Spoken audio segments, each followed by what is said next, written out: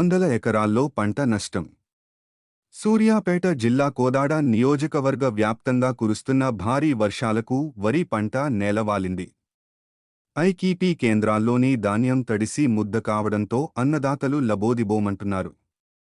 కోదాడ మండలం రామలక్ష్మీపురం, నడిగూడెం మండలం రత్నవరం, చిలుకూరు, మోతే, అనంతగిరి, మునగాల మండలాల్లో గ్రామాలలో చేతికొచ్చిన వరి పంట వందల ఎకరాలలో నీట మునిగాయి.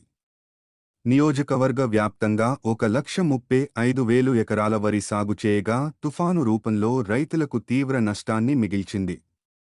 వాగులు వంకలు పొంగిపోర్లుడంతో ప్రజలు అప్రమత్తంగా ఉండాలని అధికారులు సూచిస్తున్నారు.